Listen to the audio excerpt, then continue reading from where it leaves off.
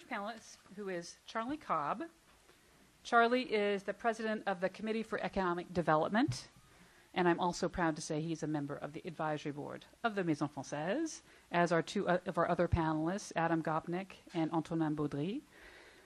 And the Committee for Economic Development is a business-led public policy organization in Washington, D.C.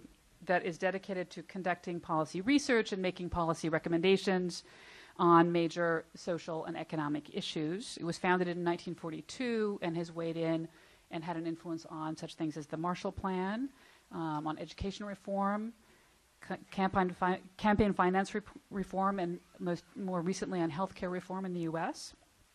The CED published in 2006 a report entitled Education for Global Leadership, the Importance of International Studies and Foreign Language Education for U.S. Economic and National Security, that is among its most frequently downloaded reports. And Charlie's been asked to speak on this issue for a number of different audiences around the country.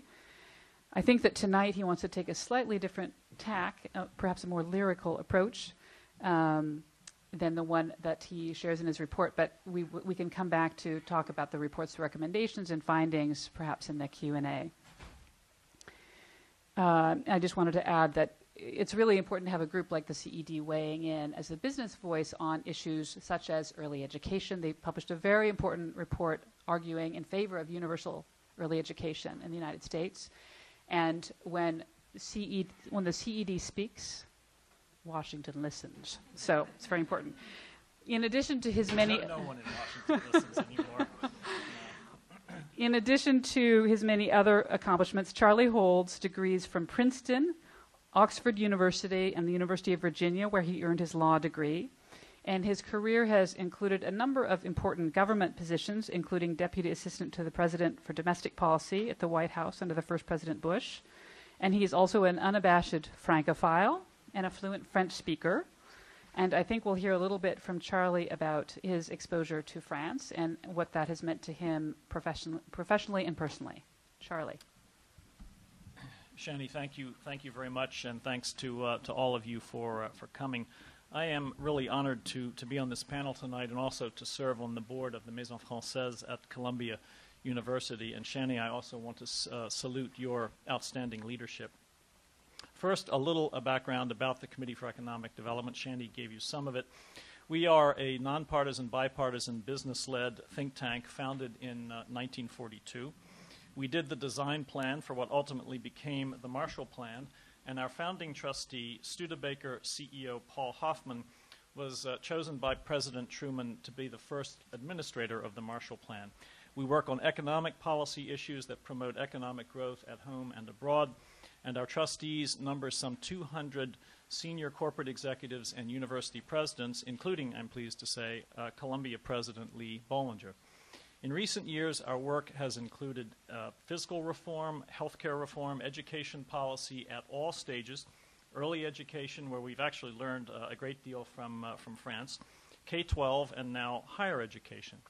We work on trade policy, corporate governance, and money in politics. We were the business group a few years ago that worked very closely with Senators John McCain and Russ Feingold on important campaign finance reform legislation. About 5 years ago, we issued the report that Shani mentioned. I have one copy here, which I'll auction off later. It's on our website. And did you hand out copies? We have copies of the two-page summary. The two-page summary on the desk out front. And until we released our healthcare report in 2009, the study that we did on foreign languages was CED's most downloaded report. Now, this CED report, this project was initially my idea, but I had to actually exercise extreme restraint and objectivity to avoid plugging any one particular foreign language, especially the one that I speak, French.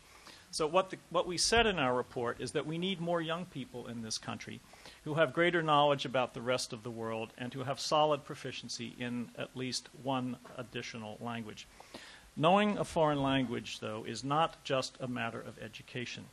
It relates to our economic security, our national security, and the effectiveness of our public diplomacy. Business leaders will tell you that having international experience and foreign language competency are critical to their operations. But why French? In doing some research for this evening, I found that in 1782, the Berlin Academy sponsored an essay contest based on the following question: how has French become the world's universal language? There were 22 entrants, and 2 first prizes were awarded.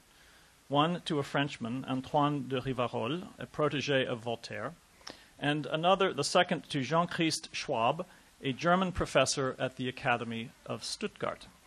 It was Rivarol who argued that French had acquired its global status because of its clarity, simplicity, and conciseness, especially when it came to conducting business. He wrote that ce qui n'est pas clair n'est pas français. If it's not clear, it's not French. Much has changed, though, since 1782, and English has now overtaken French as the global language. Now, there are lots of facts and figures about French slipping into, 8th, 9th, 10th, whatever place it is in terms of the number of speakers worldwide. And SUNY Albany's decision to close its major, minor, and graduate programs in French, Italian, Russian, German, and the classics strikes me as both deplorable and something that should be promptly reversed. And I want to salute, as I did upstairs, your leadership and your courage in speaking out on this topic. It's very important, and thank you. So the details, the facts, the figures on this debate are interesting. They're very important. But that's not where I'm going to go this evening. Tonight's topic is why French matters.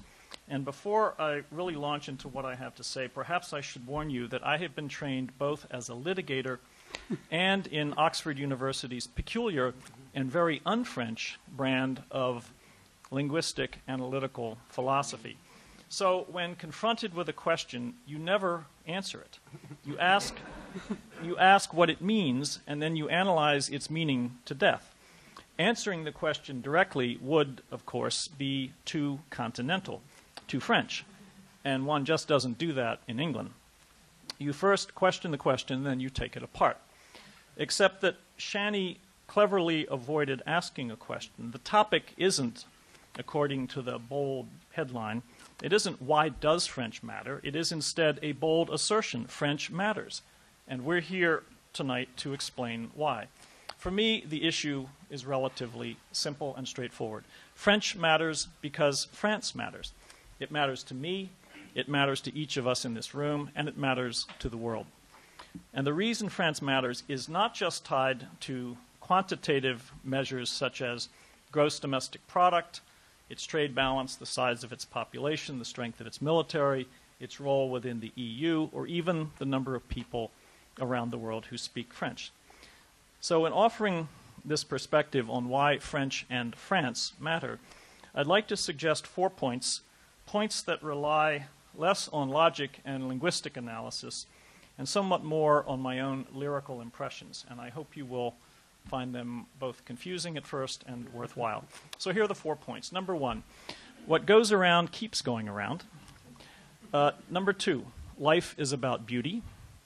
Number 3, Americans really want to be French. And finally, in France, they dance. Point number 1, what goes around keeps going around. Long before the United States had its so-called special relationship with England, we were enemies with the British. France, by contrast, was there with us at the beginning. Along with Morocco and the free city of Ragusa, which is now known as Dubrovnik, France was one of the first 3 jurisdictions in the world to recognize our freedom and independence. We helped return the favor in the 1940s, and we have always been allies, never enemies, even though we occasionally do go around and around with each other. No to NATO one year, yes to NATO in another year. No to Libya under one French president. Come on, let's go to Libya under another French president. When the phylloxera virus devastated Bordeaux, the vineyards were replanted with American rootstock. Chicago once banned foie gras from its restaurants. I think it made it a crime, punishable by a fine. By contrast, France in 2005, the parliament designated foie gras as something worthy of protection as part of France's cultural heritage. There's a love-hate relationship frankly, with American rock music, Hollywood movies, and fast food. And just let me say on a personal note, I side with France on all three of those. We have been fractious friends, but always friends. And I don't see that changing. And friends want and need to understand each other. Sharing our languages only helps in that regard. Point number 2, life is about beauty. I work with economists most days and hear a lot about cost-benefit analyses, utility functions, Pareto optimality, and of course the ever-present policy mantra, the zero-sum game. So this evening I could approach why French matters from that perspective, to argue why it matters more than, say, learning Arabic or Farsi or Mandarin or Spanish. But in my view, that's basically an endless argument. There's no clear answer. We can go on and on forever in a relatively unproductive exercise. Of course, we need young people who know foreign languages, can locate countries on a globe, and hopefully know something about those countries. And as I said, most business leaders who run global companies will tell you that their employees who are exposed to foreign cultures, foreign languages, have a competitive advantage over those who don't. And yes, we do need expertise in certain critical languages, such as Arabic, Farsi, and Mandarin. But the debate should be about addition and not subtraction. Education is about growing. It's not about zero-sum exercises. Life is also not just about getting and spending. It's also about enjoying. And France is the greatest country in the world when it comes to enjoying life. In French, there's a phrase, lancer la mode, and that is what the French have done in so many areas, in art, literature, film, photography, fashion, food, and the enjoyment of life, the appreciation of beauty. And there is no doubt a reason why utilitarianism began in the UK and not in France. Point number 3, Americans really want to be French. In France, its landscape, its language, its people. In France, we see a reflection of ourselves as Americans and who we want to be. France, in my view, inspires and shapes our imagination and our aspirations. I work in Washington, D.C., just below DuPont Circle. Washington was designed by a Frenchman, Pierre L'Enfant. The Capitol is named after our first president, whose extremely close friend and ally was Lafayette. I ride le métro.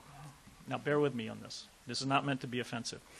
New York, by contrast, thinks that it's Paris, but hasn't yet realized that it isn't Paris and never will be Paris. But it's okay. It's still fun to try. New Yorkers ride the subway, not the metro. In New York, time is money. In Paris, time is to be lost and then found. But don't misunderstand me. Both cities are great in their own ways, but their differences also matter. New York is energy, Paris is beauty. We want to be Hemingway on the left bank. We want to be artistic emigres, paint like Monet or Picasso, or at least I do. We want to be some of the guys here. We want to be that fellow in the picture kissing the girl at the end of the war. Suave, insouciant, insouciante, debonair, that special attitude. We want to sit where Sartre sat at Les Deux Magots, helps the writing. We go to France to think and feel and be alive, to linger. There is quite simply no other country in the world with so much diversity and variety in such a small space. Now, let me turn to the 4th point about the dance and why I find that metaphor so important. Now, this is not about Sur le Pont d'Avignon, although it could be.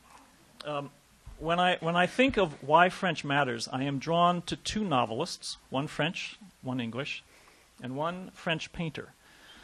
The writers are Marcel Proust and Anthony Powell, and the painter is Nicolas Poussin. Now, I'm hesitant to say anything at all this evening about Proust with Antoine Compagnon in the audience, and so I hope that you will be tolerant of my efforts here at what you called cutting and pasting. Poussin, Proust, and Powell worked in different mediums and at different times, but they reach out to us in similar ways. They tell us that life is lyrical, often circular, filled with movement, grace, and beauty. that life is often an unpredictable dance with movements between time present, time past, and time future. And yes, I think Proust influenced T.S. Eliot, who also wrote in French and translated from the French. Mixing memory and forgetfulness, desire and loss, adding broken brushstrokes to a canvas, changing the picture plane's perspective, altering forever the way we experience and perceive our world. One of Poussin's great paintings is called A Dance to the Music of Time. In his monumental novel, In Search of Lost Time, Proust makes only a few references to Poussin, whom one of his characters calls that old hack. But there are countless references to art, painting, perspective, Elstir. Whistler, I guess, is the model for Elstir, I think, or is that? I've been told. But both Poussin and Proust inspired Anthony Pohl's great 12-volume novel sequence known as A Dance to the Music of Time, which is occasionally referenced as the one novel in English that comes closest to Proust's incomparable accomplishment.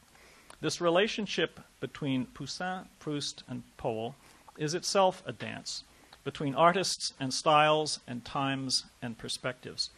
We are enriched in whatever ways we can experience these writers, even if we can only read them in French or English translations. Now, permit me, if you would, to close on a very personal note. The best job I ever had was during the 3 summers, 1971 through 73, when I worked as a stagiaire with the Crédit Lyonnais Bank in Cannes. I earned $65 a week. You try living in Cannes on that budget.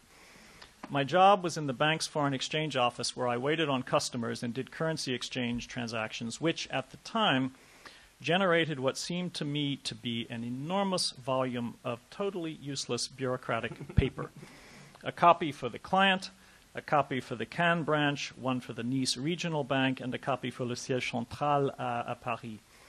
Whenever I completed one of these transactions, francs into Deutschmarks or lira into francs, whatever, I was instructed to follow a long tradition of placing the converted currency pinned to yet another copy of the receipt in an old cigar box that sat on a corner of my boss's desk.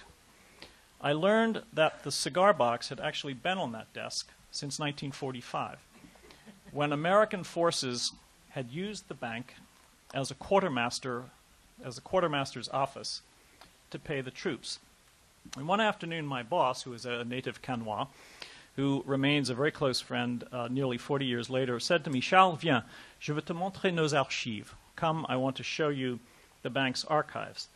So he took me down a very narrow staircase into the dim, barely lit basement of 11 Rue d'Antibes. And there I saw countless shelves as far as I could see. I mean, room 3 or 4 times the size of where we are now, at least 3 or 4 times the size. Countless shelves filled to overflowing with endless and totally useless, musty old receipts from tens of thousands of transactions stretching over many decades. It was totally ludicrous. And I am sure, or I hope, that these receipts have all vanished by now. And then my friend said to me words I have never forgotten. He said, "You know, sometimes after work, a few of us come down here. We bring some lights and we dance." This is why French matters to me. Thank you.